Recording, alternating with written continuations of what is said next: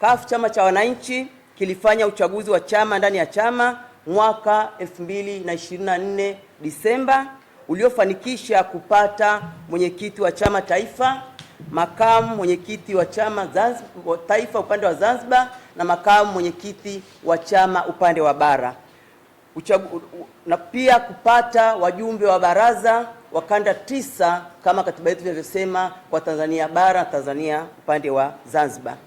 Uchaguzi huo ulishuhudiwa na msajili wa vyama vya siasa kila hatua, kwa maana ya kwamba kuanzia hatua ya mwanzo mpaka mwisho. Tangia tunaanza uchaguzi alikuwepo, usajili alikuwepo, uchaguzi alikuwepo, kutangazwa matokeo alikuwepo, na mpaka mwisho aliojiwa na vyombo vya habari na akathibitisha kwamba ameshuhudia uchaguzi uliokuwa wa uwazi, wa uhuru na haki, na alitupongeza chama kwa kuandaa mkutano mzuri. Alikuwepo kuanzia mwanzo mpaka mwisho.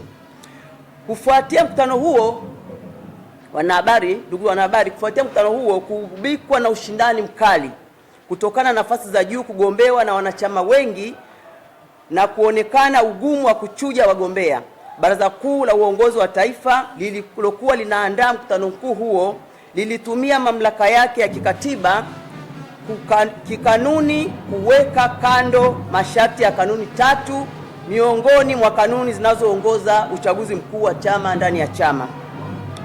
Baraza Kuu lilitengua kanuni iliyoagiza kuchuja wagombea na kubakisha wagombea wasiozidi 3 kwa nafasi ya mwenyekiti wa taifa, makamu mwenyekiti Zanzibar na makamu mwenyekiti bara. Baraza Kuu la Uongozi la Taifa liliamua kuwapitisha wagombea wote ili mkutano mkuu ukachuje mmoja atakayekiongoza chama. Pili, Baraza Kuu pia lilitengua kanuni nyingine ya kanuni namba 714 inayoagiza mshindi kwenye nafasi inayogombewa na wanachama wasiozidi 3 kupata zaidi ya nusu ya kura halali. Baraza Kuu la Uongozi la Taifa lilifikia uamuzi huo kutokana na kutengua kanuni inayotaka kuchuja wagombea. Hivyo Baraza Kuu liliamua kwamba mshindi yule atakayepata kura nyingi ndiye atakayekuwa kura nyingi ndiye atakayekuwa amekuwa mshindi. 3, Baraza Kuu la Uongozi la Taifa lilitengua pia kanuni inayohusu muda wa wagombea kujieleza mbele ya wajumbe wa mkutano mkuu wa taifa kwa idadi ya maswali ya kuulizwa. Baraza Kuu pia lilifanya maamuzi haya kwa sababu ile ya kuruhusu wagombea wote bila kuwachuja wakapigiwe kura kwa mkutano mkuu wa taifa. Ndugu wanahabari, mkutano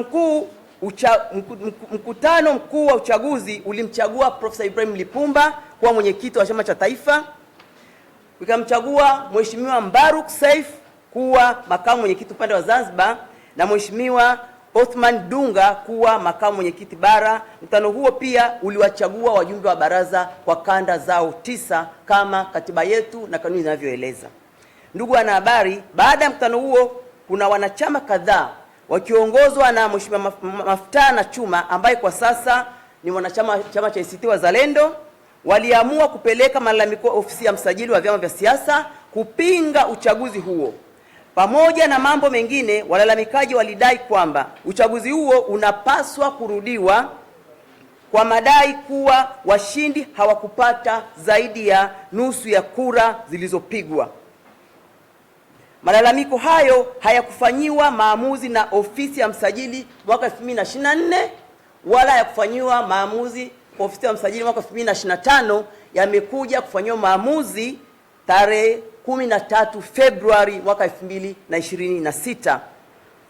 Ofisi ya msajili ikaamua kuandika maamuzi kwa kutengua matokeo ya uchaguzi huo uliofanyika mwaka 2024 kwa nafasi ya mwenyekiti wa chama taifa, kwa nafasi ya makamu mwenyekiti wa upande wa bara na nafasi ya mwenyekiti wa upande wa Zanzibar.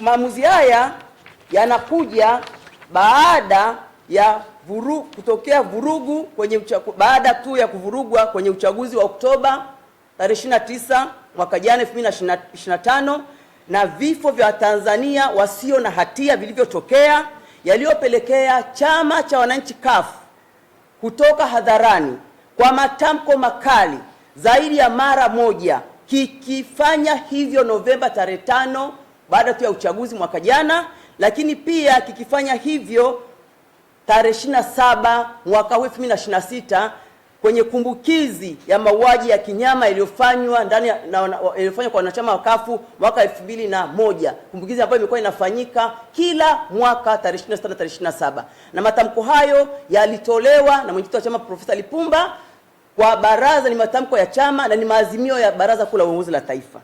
Kwa nini maamuzi haya yaje kipindi hiki na sio kipindi kirefu kilichopita tangu kufanyika kwa mkutano mkuu? Ndugu wanahabari, mara baada ya msajili kupokea malalamiko ya walalamikaji zaidi ya mwaka uliopita, na kwa kufahamu kwamba Baraza Kuu la Uongozi la Taifa lina mamlaka ya kutengua kanuni inazozitunga yenyewe, msajili wa vyama vya siasa alihitaji muhtasari wa kikao cha baraza hilo Kuu la Uongozi la Taifa lililoandaa mkutano mkuu huo uliopitisha muhtasari huo. Pamoja na mambo mengine, ulidhihirisha mambo ya msingi yafuatayo. Mosi, muhtasari ulisainiwa na Profesa Ibrahim Haruna Lipumba aliyekuwa mwenyekiti wa kikao cha Baraza Kuu la Uongozi la Taifa. Pia ulisainiwa na Injinia Hamadi Masud aliyekuwa katibu mkuu wa chama kwa wakati huo. Izingatiwe hapa kwamba viongozi wote hawa wawili waliokubali kusaini muhtasari huo walikuwa ni wagombea wa nafasi za mwenyekiti kwenye mkutano huo mkuu wa mwaka 2024. Muhtasari ulibainisha kwamba Baraza Kuu lilitengua kanuni 3 muhimu ili kupunguza malalamiko na kutaka mshikamano ndani ya chama. Kanuni hizo pia na ile iliyoelekeza kuchuja wagombea na kuwabakisha wasiozidi 3, kanuni iliyohusu muda wa kujieleza kwa wagombea hao na idadi ya maswali watakayoulizwa wagombea hao, na kanuni ya 714 inayotaka mshindi kwenye wagombea 3 apate zaidi ya kura halali. Ndugu wanahabari, katika maamuzi ya msajili, maelezo aliyoyaambatanisha ambayo bila shaka ndiyo yaliyopelekea kufikia hukumu au maamuzi aliyofanya ni yafuatayo. Kwanza, amekubali kwamba Baraza Kuu la Uongozi la Taifa ni chombo kinachotunga kanuni za chama, ndiyo iliyopelekea kanuni za chama lina mamlaka kisheria kutengua kanuni yoyote wakati wa uchaguzi. Hilo alikiri. Hivyo kikao cha Baraza Kuu hakikutoka nje ya mamlaka yake kilipoamua kutengua kanuni zile 3 ili kuruhusu uchaguzi uendelee na kila aliyeomba kuchaguliwa aweze kupata nafasi ya kujieleza na kupigiwa kura na mkutano mkuu. Pili, msajili amekiri kupokea muhtasari wa kikao cha baraza kilichoandaa mkutano huo. Hilo amekiri. 3, msajili amebaini kwamba waliosaini muhtasari huo ni miongoni mwa wagombea wa uwenyekiti katika mkutano huo uliolalamikiwa. Ni wazi kwamba mgombea yote angebaini muhtasari huo una dosari asingekubali kusaini kwa sababu na yeye angeathirika na muhtasari huo. 3, msajili amekiri kuona maelezo ndani ya muhtasari huo ya maamuzi ya kutengua hizo kanuni 3. Miongoni mwa kanuni hizo ni kanuni ya 714 aliyoitumia kwenye maamuzi yake. 4, msajili amehukumu kwamba muhtasari uliowasilishwa na chama na kusainiwa na katibu mkuu, ambao katika malalamiko ya msingi ni sehemu ya walalamikiwa, amehukumu kwamba kuna maneno ambayo kwa msajili hayako vizuri.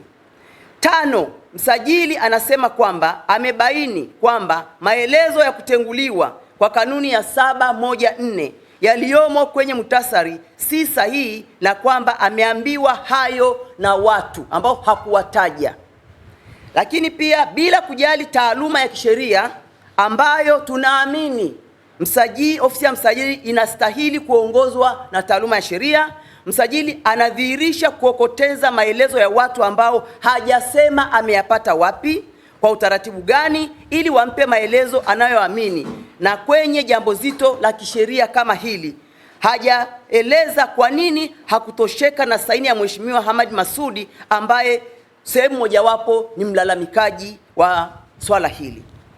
6, msajili amedhihirisha kutambua uhalali wa Baraza Kuu la Uongozi la Taifa Lakini cha kushangaza, ofisi ya msajili imejiingiza kwenye zoezi la kuandaa na kusimamia uchaguzi wa marudio wa mkutano mkuu nje ya mipaka ya mamlaka ya ofisi yake.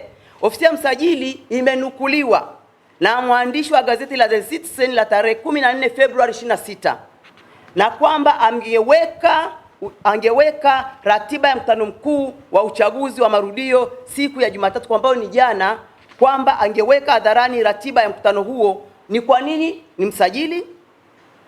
Kwa nini si Baraza Kuu la Uongozi wa Taifa ambalo lipo kisheria na ujumbe wake mpaka kwenye mkutano mkuu wa chama taifa, na wapo waliotenguliwa ni watatu, baraza lipo limetimia na wajumbe wapo, na mimi mwenyewe nikiwa mjumbe wa baraza, lakini pia ni kiongozi wa chama mkubwa.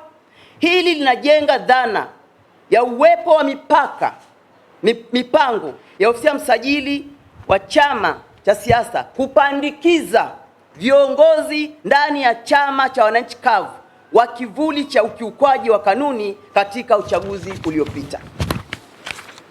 Ndugu wanahabari, pamoja na mapungufu yote hayo kwenye maamuzi, ofisi ya msajili imefanya kosa kubwa la kisheria kwa kutengua uongozi wa viongozi wakuu wa chama watatu, national leaders, waliochaguliwa na wapiga kura bila kuzingatia kanuni ya haki ya asili, principle of natural justice, haki ya kuwasikiliza viongozi hawa wakuu kabla ya utoaji wa hukumu au maamuzi dhidi yao. Kanuni ya haki ya asili ni sehemu ya haki za msingi na zinazolindwa na Katiba ya Jamhuri ya Muungano wa Tanzania, na kwa kuzingatia kuwa msajili ni jaji mstaafu wa Mahakama Kuu, tulitegemea kuwa hili lisingetokea katika ofisi yake. Katika uamuzi wake, sio Profesa Lipumba aliyechaguliwa kuwa mwenyekiti, Othman, sio Mheshimiwa Dunga aliyechaguliwa kuwa makamu mwenyekiti wa upande wa Tanzania bara, wala sio Mheshimiwa Mbaruku aliyechaguliwa kuwa makamu mwenyekiti wa upande wa Zanzibar, waliotakiwa kujitetea juu ya tuhuma za walalamikaji kabla ya matokeo ya uchaguzi uliowaweka madarakani kutenguliwa. Walitakiwa wapewe haki ya kusikilizwa. Hili halikufanyika. Zaidi ya hayo, ofisi ya msajili kupitia kwa uamuzi wake imetoa tuhuma nzito dhidi ya kamati ya uchaguzi huo. Mkutano mkuu wa chama taifa ulikuwa na kamati ya uchaguzi. Kwa hiyo ametoa tuhuma nzito dhidi ya uchaguzi huo kwa madai ya kutozingatia kanuni ya chama katika kuendesha uchaguzi huo. Lakini cha kushangaza, hakuna mahala katika uamuzi huo mwenyekiti wa kamati hiyo aliitwa kuhojiwa au amesikilizwa ili kuzingatia hoja zile kabla ya kutoa hukumu dhidi ya kamati yake. Cha kushangaza pia, katika uamuzi wake tuliopokea siku ya tarehe 16 mwezi wa pili 2026 kuhusiana na malalamiko ya waliokuwa wajumbe wa Baraza Kuu waliofukuzwa chama, ofisi hiyo ya msajili imetoa uamuzi wa kudai kuwa chama hakikuwasikiliza walalamikaji kabla ya kuwachukulia uamuzi wake kinyume na takwa la kanuni ya haki asili. Swali ni kwamba kwa nini ofisi yake katika maamuzi yake juu ya viongozi wakuu imeminya haki hiyo na kwenye uamuzi wake juu ya watu wengine imezingatia haki hii? Hii inathibitisha namna ofisi yake ya msajili ilivyokuwa na double standard. Kuna mpango wa kwenda mahakamani kwa sababu tumeona hatujatendewa haki. Kwa hiyo tutakwenda mahakamani kupinga haya, tunaona kwamba haki haijatendeka, lakini pale ambapo amri itatoka tutafanya uchaguzi kwa utaratibu wa chama ndani ya chama. Hatutakubali kupangiwa viongozi na ofisi ya msajili, kwa sababu chama cha wananchi CUF kina katiba yake, ni chama kiko kisheria, kimesajiliwa kikatiba, kina sheria yake, kina wimbo wake, kina kanuni zake, kina kila kitu. Kuna vyombo vya maamuzi. Kwa utaratibu, kama mwenyekiti ameonekana, basi tuseme kwamba msajili ameona mwenyekiti uchaguzi wake ulikosewa. Japo tumeeleza hapa kwa sababu amekamatwa kwamba yani uchaguzi umetenguliwa kwa sababu yale maamuzi kura zilizomweka hazikuzidi 50%. Sasa kama baraza limetengua waende watu 8, maana uchaguzi wa mwenyekiti ulikuwa na watu 9, mmoja akajitoa kwa 8. Zaidi ya nusu unaipata wapi? 50 unaipata, kwa sababu tulitaka, ndio maana baraza likasema atakaye kuwa amepata kura nyingi ndiye mshindi. Wote tunaona wanafaa, wote ni wanachama wetu, wote wana uwezo, mkutano mkuu kaamue. Ndio walivyoamua. ni mamlaka ambayo yako ndani ya katiba yetu. Kwa hiyo kwa katiba yetu tutafanya uchaguzi huo kama ikidhirika kwamba kuna lazima kufanya hivyo, lakini sio kupangiwa. Leo tunaambiwa ratiba inatoka, kesho tunaambiwa kwamba kuna baraza linakaa, baraza la uongozi la taifa linakaa, baraza kuu la uongozi. Mimi ni mjumbe wa baraza, licha ya kuwa kaimu katibu mkuu wa chama taifa, ni mjumbe wa baraza, sina taarifa. Huyu kuna wajumbe wa baraza wengi, huyu ni mjumbe wa baraza, yuko hapa ana taarifa. Kwa hiyo taarifa, ofisi ya msajili, nadhani tunasema ni ofisi ya msajili kwa sababu wenyewe ndio wanatoa taarifa kwa wajumbe ambao wanatuzunguka. Tunapiwa simu kwamba tunasikia kuna baraza, sisi tunaambia tujui. Sisi tuko ofisi, mimi niko ofisini wiki nzima, kila siku nakuja, sijaletewa cha utaratibu wowote. Kwa hiyo kwa utaratibu wa chama, umma ujue kwamba CUF sio chama cha kwenye majani, ni chama cha ukombozi, kimeanzishwa 1992, kimefanya mambo kwa taifa hili, kina uongozi wake. Kama viongozi watatu wa kwanza wameonekana kwamba wamekatikana kinyume na utaratibu, lipo baraza. Baraza hilo limepitishwa na mkutano huu mkuu. Kwa hiyo lina mamlaka sasa ya kukaa na kusema kwamba sawa, viongozi wetu watatu hawa wanaonekana kwamba wametenguliwa, what next? Nini kifuate? Baraza lina mamlaka hiyo, katiba inaonyesha wazi. Baraza likae, lijadili, lichakate, lisatafute mwenyekiti wa kukaimu wa muda. Baraza ndio linaandaa, kwa sababu kwa utaratibu wa katiba yetu baraza ndio linaandaa mkutano mkuu. Baraza kuu la uongozi linaandaa mkutano mkuu. Sasa huko wanapoandalia huko vichanganya tujui ni wapi. Kwa hiyo wanachama wa CUF hawatakuwa tayari kuwekewa viongozi ambao wao hawajawachagua. Kwa sababu tunasikia tu, na hata sasa hivi watu tunajua, mmesikia hapa, hizo ni zile kwamba wanasapotiwa, wana nguvu wanayopewa, ambao wengine sio wanachama. Wengine walikuja hapa sio wanachama, wanaenda kuokotwa Manzese huko, wanaokotwa Buguruni huko, wanaletwa hapa kwamba waonekane ni wanachama. Wengine sio wanachama, wengine sio viongozi, basi tukuleta vurugu ndani ya chama. Kwa hiyo sisi tutakubali kurudia uchaguzi huu kama kanuni na katiba inavyotueleza, na kutokana na maamuzi tutakayofanya baada ya kuchukua hatua kwa barua ambayo tumeipata, ambayo kimsingi tunaona kwamba hatujatendewa haki na ofisi ya msajili.